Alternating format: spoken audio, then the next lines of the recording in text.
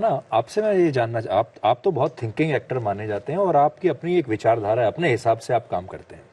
जब आपको पता चला कि विवेक आपको इस फिल्म में लेना चाहते हैं और विवेक जैसे हम G14 के हिस्सा हैं, अगर मैं सिनेमा 14 की बात करूं, ये भी वो इनका C14 तो C1 में तो ये इनका भी बहिष्कार होता है और फिल्म पर यह भी आरोप लगता है कि ये प्रोपेगेंडा फिल्म है। तो ऐसी प्रोपेगेंडा फिल्म में आप काम करने के लिए क्यों तैयार हुए? मेरी समझ में नहीं आता, अगर कोई अच्छी बात है उसको अच्छा कहना ये बुरा है क्या? प्रोपेगेंडा मतलब क्या है? एक बेहतरीन सब्जेक्ट है, एक बेहतरीन कहानी, किसी ने क्या क्या किया है, किस दायरे से गुजरे है, इसको उजागर करना है, ये कोई प्रोपेगेंडा है?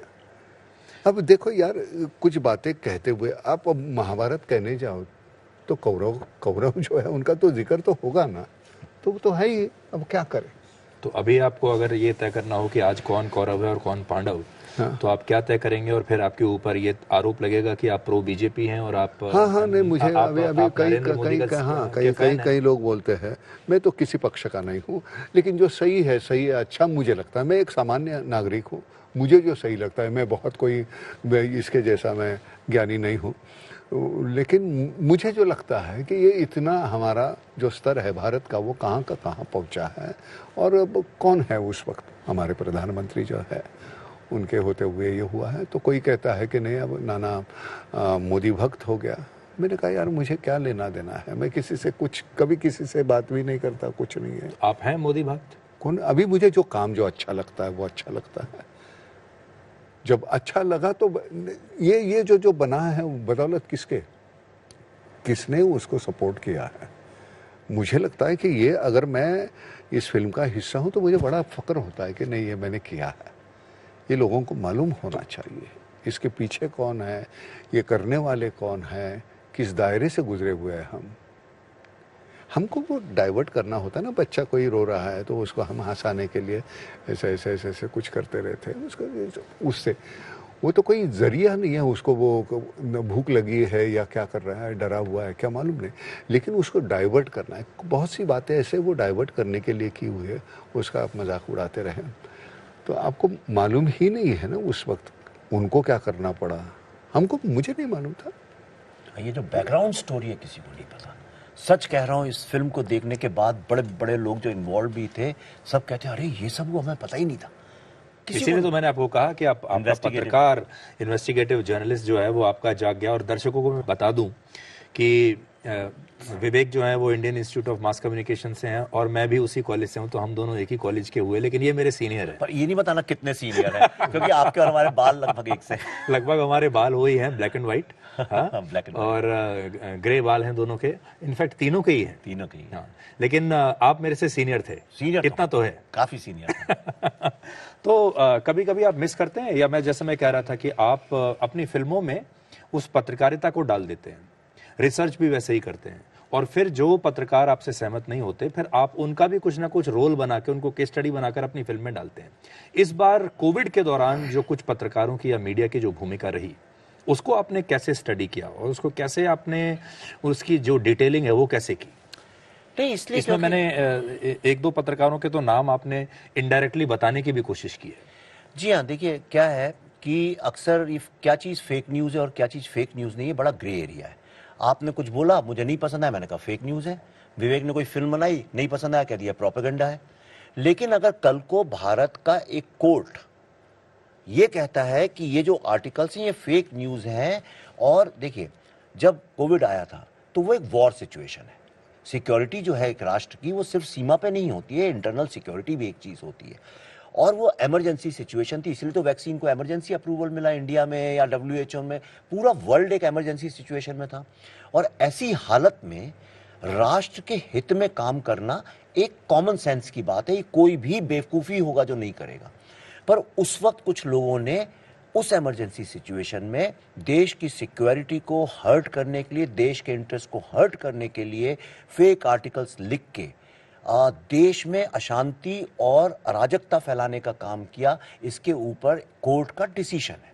कोर्ट ने चंद जर्नलिस्ट लोगों के नाम लिखे हैं उसके अंदर, और उनसे कहा है अपने 14 आर्टिकल्स को डिलीट करिए और आज के बाद आप कोवैक्सीन के बारे में कुछ नहीं बोल सकते।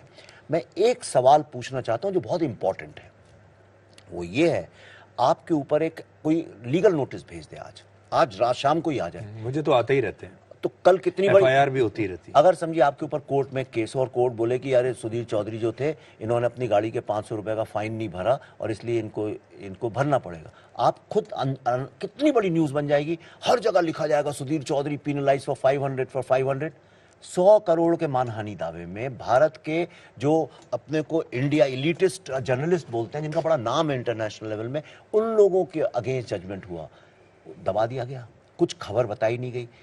मैं वो चीजें लोगों के सामने लाना चाहता हूं जिनको विधिवत तरीके से दबा दिया जाता है। नहीं, मुझे एक सवाल करना है कि अगर मैं कोई गलत चीज़ करता हूं तो मुझे सज़ा है कानूनन, पुलिस आती है या बाकी कानूनन जो है। अगर गलत ऐसी खबरें छपाने का कोई ऐसे ये नहीं, वो गुनाह नहीं है, उसके लिए कोई सज़ा नहीं है? बिल्कुल है, बिल्कुल है, क्यों नहीं है?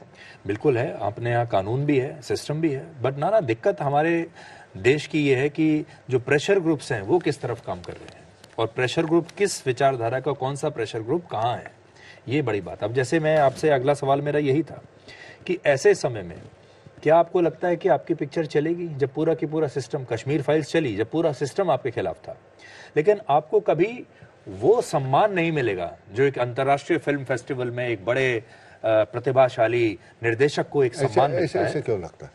वो इनको उससे वो वंचित करने की कोशिश की जाए। देखिए, मैं जिसमें ये कहा जाएगा कि प्रोपेगेंडा है, लेकिन पिक्चर का प्रोडक्शन अच्छा नहीं था और पिक्चर की क्रिएटिविटी भी बेकार थी। नहीं सुधीर, मैं बहुत अलग किस्म का आदमी, लोग मुझे समझ नहीं सकते, राइट? वो मुझे उसी दर्पण से देखते हैं जैसे फिल्म मेकर्स को देखते हैं कि बॉलीवुड के हैं, इनको तो पैसा चाहिए, शोहरत चाहिए। मेरी कोई नीड्स ही नहीं है। मैंने सबसे पहले जब इस रास्ते पे निकला अपनी नीड्स ही खत्म कर दी, तो मेरे से कोई कुछ खोने का मुझे डर नहीं है। पर हमने जो कमाया वही का वही पैसा हमने इस फिल्म में लगाया है, और अगर ये फिल्म नहीं चलती तो वहीं आ जाएंगे जो कश्मीर फाइल्स के पहले थे। किसी को ये भी तो सोचना चाहिए, इनके पास इतना तो दिमाग हो, ये भी तो सोचना चाहिए, कश्मीर फाइल्स के बाद मैं कश्मीर फाइल्स 2 अनाउंस करता तो मैं टेबल पे ही 100 करोड़ रुपए कमा लेता। आज अनाउंस कर दूं तो कमा लूंगा।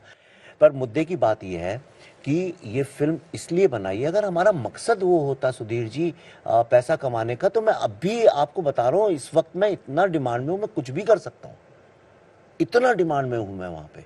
और जो लोग, ऐसा लगता है हमारे दुश्मन है, पैसा बॉलीवुड में हर किसी को जोड़ता है, लेकिन मैं नहीं करना चाहता।